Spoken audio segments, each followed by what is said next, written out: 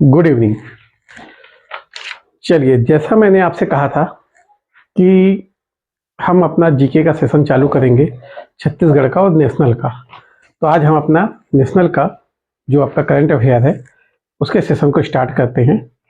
ठीक, तो आज हम देखेंगे 24 फरवरी का आपका करंट अफेयर नेशनल का। ठीक, तो शुरुआत करते हैं करके। देखिए, पहला है एक कार्यक्रम, नाम है हेल्दी बेबी शो। ये कार्यक्रम पहला तो कहाँ हो रहा है, कहाँ पे किया गया है? सिकंदराबाद संसदीय क्षेत्र में इसको चालू किया गया है। इसमें क्या किया जा रहा है? सर्वे किया जा रहा है और जो परिवार स्वस्थ हैं और उनके बच्चे स्वस्थ हैं उनको चिन्हित किया जा रहा है और उन्हें प्रमाण पत्र और पोषण किट वितरित किया जा रहा है। ठीक, जस्ट ये एक किस टाइप का है, मतलब ऐसे लोगों को जब आपको ऐसे प्रमाण पत्र प्रदान करेंगे तो लोगों में क्या है, आसपास जागरूकता आएगी, लोगों में जागरूकता आएगी, लोग प्रोत्साहित होंगे कि अपने परिवार को स्वस्थ रखा जाए ताकि उनको भी ऐसा एक पुरस्कार प्राप्त हो। हर व्यक्ति पुरस्कार की इच्छा करता है। जब उसके आसपास क्षेत्रों में ऐसे पुरस्कार प्रदान किए जाएंगे तो सीधी सी बात है, जो उसके आसपास के लोग हैं वह इसको देखेंगे और प्रोत्साहित होंगे और हम कुपोषण को दूर करने की तरफ एक कदम और अग्रसर हो जाएंगे। ठीक, अगला है अपने पास G20 के बारे में जानते हैं। G20 का वित्त मंत्री और केंद्रीय बैंक के गवर्नरों की पहली बैठक आयोजित हो रही है 24 से 25 फरवरी को बेंगलुरु में। ठीक, कहाँ हो रही है? तो वित्त मंत्री, क्वेश्चन पूछ सकता है सीधे यहीं से उठा के कि वित्त मंत्रियों और केंद्रीय बैंकों की जो पहली बैठक हुई किस स्थान पे हुई? बेंगलुरु में। किस किस डेट को होगी? 24 और 25 फरवरी को। देखिए, इस बार G20 की जो हमारा अध्यक्षता है भारत कर रहा है। कब से कर रहा है? 1 दिसंबर 2022 से भारत इसका अध्यक्ष बना है। ठीक, अगले 1 साल तक भारत इसका अध्यक्ष रहेगा, इसलिए सारे प्रोग्राम आपको पता है भारत में हो रहे हैं। ठीक, इसका जो विषय है, थीम याद कर लीजिएगा, एक पृथ्वी, एक परिवार, एक भविष्य, है ना। यह जो विषय है कुछ हमारा वासुदेव कुटुंबकम, जो हमारे श्लोक पर देखते हैं हम लोग, वासुदेव कुटुंबकम की जो हमारी भारतीय संस्कृति में जो एक विचारधारा रही है, कहीं ना कहीं ये देखिए जो विषय है उसका अनुपालन में दिखता है ना, उसका समर्थन करता हुआ दिखता है।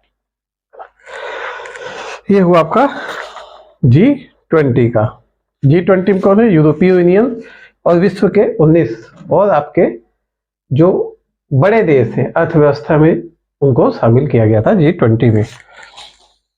ठीक, G20 के बारे में इतना। G20 के बारे में और जब संस्थाएं देखेंगे हम विभिन्न प्रकार की नेशनल में, इंटरनेशनल में, तब हम G20 को और डिटेल में करेंगे। ठीक, अभी हम जस्ट इसको करंट अफेयर के हिसाब से देखते चलते हैं। ठीक, अगला है कोयला मंत्रालय की न्यूज है, कोयला मंत्रालय से संबंधित है। क्या है? देखिए, अप्रैल 2022 से जनवरी 2023 तक जो कोयला उत्पादन हुआ है पिछले साल के सेम पीरियड से 16% अधिक हुआ है। ठीक, अभी आने वाले किसी भी एग्जाम में पूछ सकता है क्योंकि कोयला मंत्रालय ने ये रिपोर्ट जारी की है, तो आने वाले अभी कोई भी एग्जाम होंगे तो यहाँ के लिए एक इम्पॉर्टेंट है कि अप्रैल 2022 से जनवरी 2023 ये जो आपका एक पीरियड है, टाइम पीरियड है, पिछले वर्ष इसी टाइम पीरियड की तुलना में इस बार जो उत्पादन है वह लगभग 16% अधिक है। कितना हुआ है? 698.25 मिलियन टन। ठीक। कोयला मंत्रालय ने अपने लिए कुछ लक्ष्य भी बनाए हैं। क्या लक्ष्य देखिए, 2025 तक 1.3 बीटी का उत्पादन करेंगे और 2030 तक 1.5 बीटी का उत्पादन का, ये दोनों हैं आपके लक्ष्य जो कोयला मंत्रालय ने अपने लिए रखे हुए हैं, है ना। तो अच्छा क्वेश्चन है, पूछा जा सकता है। ठीक। और अगर आप मेंस की तैयारी कर रहे हैं तो आप जैसे कि पर्यावरण या से संबंधित कोई ऐसे आ रहा है तो उसमें आप इसको एक निगेटिव उसमें भी दिखा सकते हैं कि एक तरफ तो हम ग्रीन एनर्जी की बातें कर रहे हैं, हम चाह रहे हैं कोयला उत्पादन कम हो, ग्रीन हाउस गैस कम हो, दूसरी तरफ जो कोयला मंत्रालय है वो उत्पादन को बढ़ाने के लक्ष्य को रख रहा है। तो कहीं ना कहीं हमारे जो चीजें हम करना चाह रहे हैं उसमें कहीं ना कहीं क्या विरोधाभास को दर्शाता है। जरूरी नहीं कि विरोधाभास हो सकता है कि देखिए कोयला अधिक उत्पादन कर रहे हैं, यह तो ठीक है, पर ऐसा हो सकता है कि हम इसके साथ रिकवरी भी कर रहे हो, मतलब या तो हम जंगल को उसी अनुपात में लगा ले, पेड़ पौधों की वृद्धि कर ले, तब तो इसके द्वारा जो निगेटिव इम्पैक्ट पड़ेगा उसको हम रिकवर कर पाएंगे। लेकिन अगर हम सिर्फ उत्पादन बढ़ाते हैं और इसके जो निगेटिव इम्पैक्ट पड़ने वाला है उसके सुधार के लिए कोई कार्य नहीं करेंगे तो फिर हम कहीं ना कहीं अपने पर्यावरण के साथ ही खिलवाड़ करेंगे।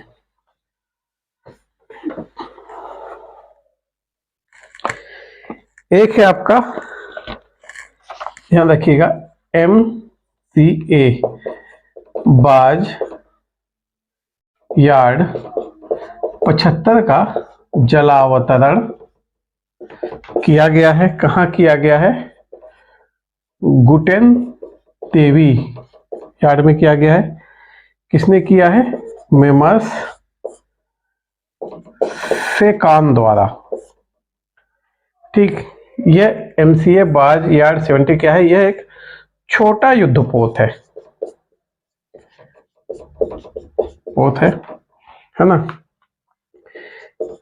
मेक इन इंडिया की तहत इसे स्वदेशी रूप से बनाया गया है। ठीक। क्या नाम है? MCA बाज यार्ड 70 का जलावतरण हुआ है। गुटेन देवी लॉन्च साइट है इसकी। क्या लॉन्च साइट है आपकी? गुटन देवी। मेसर्स सेकान क्या है? एक MSME प्राइवेट सेक्टर है। आत्मनिर्भर भारत के तहत इसको काम दिया गया था और इसने MCA बाज यार्ड 75 का निर्माण किया और उसका जलावतरण किया। कैसा है? ये एक छोटा युद्धपोत है। मेक इन इंडिया पहल का इसे ध्वजावाहक भी कहा जा रहा है, मतलब कि पहला है, समझ जाइए, ध्वजावाहक भी कहा जा रहा है इसे, मेक इन इंडिया पहल का। ठीक। और इसके साथ कौन शामिल है? विशाखापत्तनम में ये साइट है, विशाखापत्तनम की है, पत्तनम की जो कंपनी है ये मिस्टर सेकॉन, और विशाखापट्टनम में जो अपनी गवर्नमेंट की कंपनी है उसके साथ इसका समझौता है और दोनों ने मिलकर इस प्रोजेक्ट को लॉन्च किया। सेकॉन कौन सी है? MSME है। आत्मनिर्भर भारत के तहत इसे प्रोजेक्ट प्रदान किया गया था और मेक इन इंडिया पहल का इसे क्या माना जा रहा है? ध्वजावाहक माना किया जा रहा है। मतलब इस जो मेक इन इंडिया पहल के तहत जो इसको प्रोग्राम दिया गया था, ये पहला पोत है उस प्रोग्राम के तहत। ठीक। ये इतना इंपॉर्टेंट उतना न्यूज नहीं है। G20 वाला जो न्यूज था वो आपका ज्यादा इंपॉर्टेंट था। ठीक। इसके बाद एक और इंपॉर्टेंट न्यूज है, देखो अपना देश। ठीक। किसका प्रोग्राम है? पर्यटन मंत्रालय का प्रोग्राम है। ठीक। इसके अंतर्गत क्या हो रहा है? देखिए बाबा, इसके अंतर्गत कहीं हमने देखा है कि पर्यटन विभाग ने कई सारे टूर सर्किट को निर्माण किया है। इसमें एक सर्किट है बाबा अंबेडकर से संबंधित। उससे संबंधित ये न्यूज है कि बाबा साहब अंबेडकर का, अंबेडकर जी का यात्रा टूर पैकेज निर्मित किया गया है 7 रात और 8 दिन का। इसकी शुरुआत होगी दिल्ली से। ठीक, दिल्ली से कहाँ जाएगा? पहली जाएगी ट्रेन महू में, इसके अंतर्गत ट्रेन जाएगी। ट्रेन का नाम क्या रहेगा? भारत जो गौरव टूरिस्ट ट्रेन का जो प्रोग्राम शुरू किया गया था उसके अंतर्गत यह ट्रेन चलेगी। 7 रात और 8 दिन का प्रोग्राम है। दिल्ली से महू जाएगी, कहाँ पे है? मध्य प्रदेश में है, जन्मस्थली है। वहां से फिर नागपुर जाएगी। नागपुर में क्या है? दीक्षा स्थली। किसकी दीक्षा स्थली? बाबा साहब अम्बेडकर की। सभी जानते हैं कि बाबा साहब अम्बेडकर ने बाद में बौद्ध धर्म को स्वीकार किया था, जिसे नव बौद्ध धर्म भी कहते हैं। ठीक, नवयान बौद्ध धर्म उसको स्वीकार कर लिया था बाबा साहब ने नागपुर में। ठीक, इसलिए बाबा साहब अम्बेडकर को नव बौद्ध भी कहा जाता है। एक आध बार क्वेश्चन पूछ चुका है, नव बौद्ध का संबंध है बाबा साहब अम्बेडकर से, ध्यान रखिए। ठीक, इसके बाद जाएगा सांची, वाराणसी, कहते कहते लास्ट में जाएगा आपका गया। ठीक, फिर गया से वापस दिल्ली। इन सभी जगह, जैसे वाराणसी में आपका विश्वनाथ मंदिर है, गया में आपका बोध गया है, इन सब जगह टूरिस्टों को घुमाया जाएगा, फिर वापस घुमा फिरा के वापस दिल्ली छोड़ दिया जाएगा। ठीक, ये है आपका ट्रेन की यात्रा। ये चालू होगी अप्रैल 2023 में। इस यात्रा को चालू किया जाएगा, शुरुआत की जाएगी इस यात्रा की। ठीक, तो इसको थोड़ा सा ध्यान रखिएगा। देखिए जीके को सिर्फ आपको रीडिंग मारना है, एक एक रीडिंग मारिए, ये चीजें भूलने वाली नहीं है। अब इसमें से एक बार आप पढ़ लिए, कोई भी क्वेश्चन आएगा तो मेरे को नहीं लगता कि कोई इसको भूलेगा या फिर कोई गलत करेगा। ठीक, बहुत ज्यादा डेटा नहीं है, बहुत सिंपल सा, थोड़ी थोड़ी चीजें, जैसे महू में इनका जन्म हुआ, नागपुर में इन्होंने दीक्षा लिया था, ये सारी चीजें हैं जो, तो एक बार पढ़ना काफी है इन चीजों को, फिर मेरे ख्याल से आपके दिमाग में बनी रहेगी। देखिए एक पौधा प्राप्त हुआ है, अगला है न्यूज। पौधे का नाम है गार्सिनिया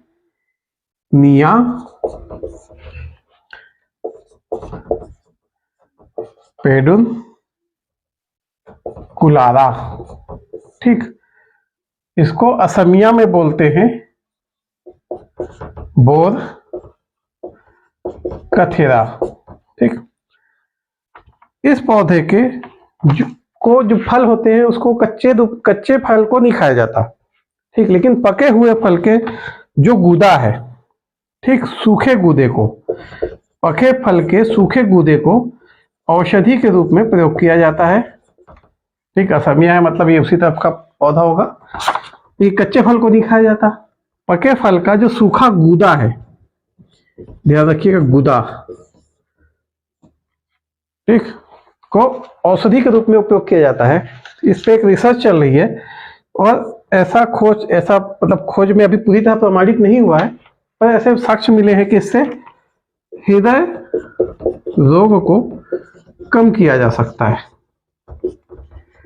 ठीक, तो इस पे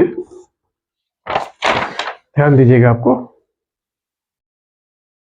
हृदय रोग को कम किया जा सकता है। देखिए यहाँ पे मैं साहित्य अकेडमी पुरस्कार को नहीं बताया, क्योंकि अभी जस्ट आज के ही जो छत्तीसगढ़ का करंट अफेयर है आपका, उसमें मैंने साहित्य अकेडमी पुरस्कार और फेलोशिप दोनों के बारे में पूरी जानकारी दे दी है। तो अगर आपको साहित्य अकेडमी जो पुरस्कार हैं जो अभी वर्तमान में ही बांटे गए 23-24 तारीख को, उसकी जानकारी चाहिए तो आप छत्तीसगढ़ का जो हमारा इसी चैनल पे वीडियो उपलब्ध है करंट अफेयर का, उस पर आप देख सकते हैं। ठीक, नेशनल करंट अफेयर में आज इतना ही है। ठीक, देखिए करंट अफेयर ऐसा है कि कभी किसी दिन हो सकता है बहुत सारे टॉपिक मिले, और कभी किसी दिन बहुत हल्के फुल्के टॉपिक, जैसे आज का था, बहुत स्पेशल टॉपिक नहीं मिले, लेकिन बहुत हल्के फुल्के टॉपिक मिले हैं और क्वेश्चन बन सकते हैं। क्योंकि करंट अफेयर का तो कोई ऐसा कुछ निश्चित है नहीं कि नहीं ऐसे क्वेश्चन नहीं पूछे जाएंगे, क्वेश्चन तो कहीं से भी बन सकते हैं। तो पढ़ना हमारी जिम्मेदारी है, हमारा कर्तव्य है, तो हमको पढ़ना चाहिए। और पूछना एग्जामिनर का है तो देखिए कहाँ से पूछ सकता है। चलिए ठीक है, आज के लिए इतना काफ़ी है करंट अफेयर, फिर कल मिलते हैं।